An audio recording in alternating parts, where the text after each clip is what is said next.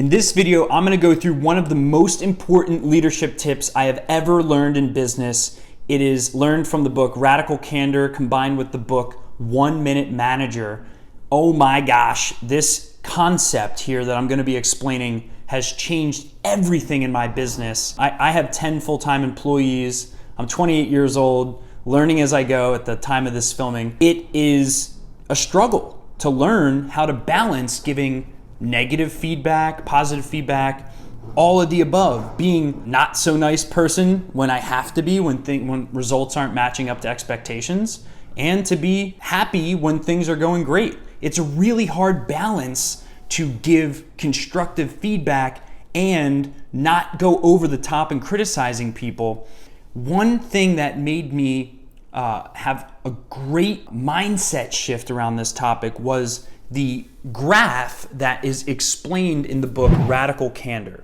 So in the book Radical Candor, there are 4 quadrants in the book. And each of these quadrants are based on how much you care about your team and how much you challenge your team. You can't just care about your team and not challenge them. And likewise, you can't just challenge your team and not care about them. So there's these middle grounds where, people are overly caring but don't challenge their team enough, and are overly challenging their team but forget to show that they care about their team's well-being and their success as well. So there's these 4 quadrants that explain 4 different leadership styles that people have in business. Number 1 is what's called ruinous empathy. So ruinous empathy is the person who cares so much about their team but they don't have the courage to challenge their team members, okay? And then another quadrant is what's called obnoxious aggression. This is the person who challenges their team so much, right?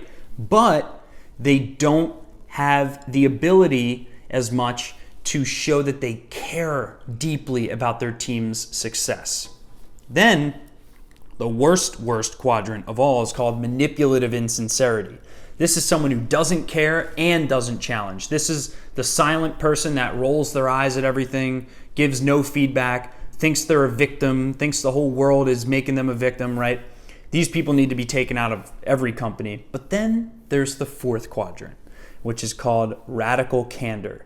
This is that beautifully delicate balance of caring about your team and simultaneously challenging them in an artful way. I'll give you a couple examples here with someone whose zipper is down, right? So if someone's zipper is down, someone with ruinous empathy, they will notice that someone on their team's zipper is down and they'll stay silent because it embarrasses the person whose zipper is down. This is ruinous empathy. They feel bad that the other person's gonna feel bad if they bring up that their zipper's down. So then ultimately, their zipper stays down, right? They're trying to help the person by not making them feel bad, but the zipper stays down. So they don't help the person, right?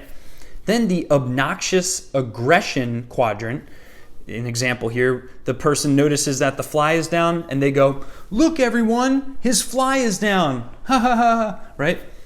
Now, the interesting result here is the obnoxious aggression person. This person will usually get a result from being obnoxious. They'll have stated in a way that maybe wasn't politically correct or perfect the truth, but it wasn't delicate and it didn't show that they cared about the person's feelings on the other end. Manipulative insincerity is someone who knows that the fly is down, they would keep their mouth shut and they wouldn't do anything about it, right? They would roll their eyes, they would pretty much not do anything about it and laugh at them in the back of their head. Radical candor. This is that 4th beautiful quadrant. In this quadrant, you'd pull the person aside when you notice that their fly is down and you'd whisper to them, "Hey, come here. I noticed that your fly's down. I just needed to tell you. A couple people noticed it. I just wanted to tell you directly. You should really fix your fly, zip up your zipper." So it's a funny example, but that is the 4th quadrant. That is radical candor. So the problem that most people have isn't on the care continuum. Most people care too much. in my opinion, right? They care so much that they're not willing to give feedback because it'll hurt the other person's feelings. But that usually turns into what's called ruinous empathy. What do you think is second best, right? If we know that radical candor is the best quadrant to be in, where you care a lot and you challenge a lot, what's the second best quadrant to be in other than that? Is it to care a lot and not challenge? Or is it to challenge a lot and not care? The truth is, a lot of people think through this question to themselves and they go, I think I'd rather care more, right? Because who wants to be heartless, right? If you have people raise their hands in a room, most times people get this wrong. The second best quadrant to be in is actually obnoxious aggression, because in obnoxious aggression, at least the person, as the recipient of the criticism, gets to improve their behavior and become aware of their behavior. Whereas the ruinous empathy is actually more selfish because of the fact that the person is looking to protect their emotions and not protect the other person's bad behavior. Most people need work on that challenge continuum. Most people care too much to give feedback because they're afraid that's going to hurt the other person's feelings. So the challenge continuum needs work, okay? And in order to challenge more, there's one thing you have to master, okay? That is the ability to give feedback. Feedback, obviously on the challenge continuum, is primarily applied to negative feedback. And on the care continuum, you can't just care about people and not tell them and not show them. You have to openly show that you care about people. So if you openly care about people, you need to show it by also giving positive feedback. So in order to get high on the challenge scale and high on the care scale, both require the art of giving feedback. So the first type of feedback is negative feedback. This lets you get higher on that challenge continuum. The second type of feedback is positive feedback. This allows you to get high on the care continuum. So I'm going to give you exact step-by-step ways and tips for each of these feedback continuums. So how to give negative feedback. The biggest mistake people make here is, the reason they actually don't give feedback is because the animal brain of the human goes immediately into character judgment mode. When we notice that someone's doing the wrong thing, we start thinking, is this person stupid? Why do they keep doing this? What's wrong with them?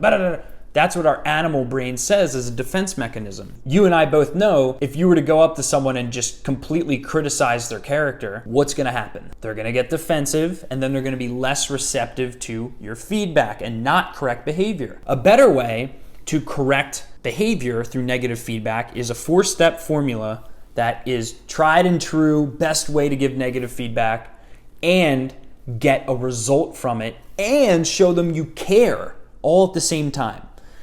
4 steps, ready? Specific event. Okay, name the specific event.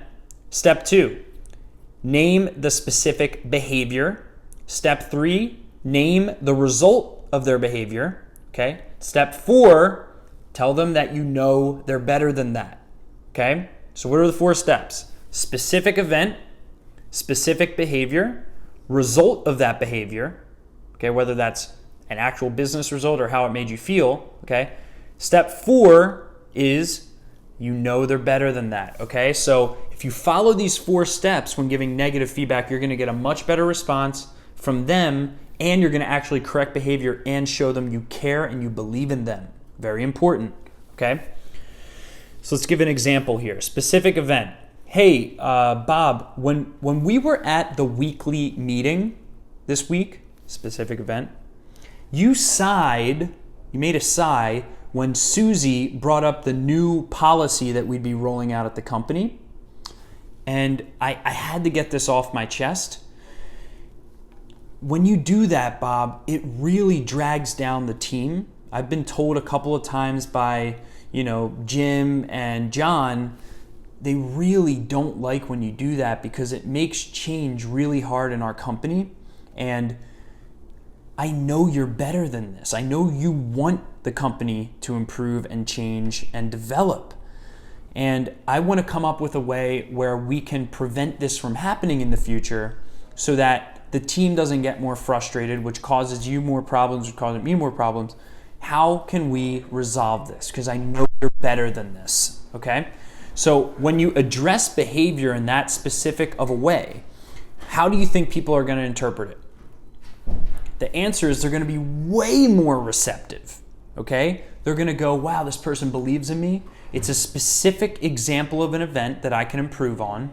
It's a specific behavior, right? All of these things are going to add up in the person's mind that you're giving feedback to, and they're going to calculate that you care about them and you want them to improve. So that is the best way to give negative feedback to members on your team. Okay. The way to give positive feedback is the other side of the equation. Now there's 2 tips I'm going to be giving here.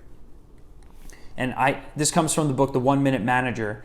It's called the 1 minute praising concept. Okay, a lot of managers or anybody on any time, keep in mind, this should be applied from anybody on any team, right? The lowest level employee should be giving radically candid feedback to the owner of the company. The owner of the company should also be giving it in exchange for any part of any position of the company. It's not just the department head's goal, right? There needs to be a complete openness in your company to make things rapidly advance so that things aren't hidden in the back of people's minds, okay?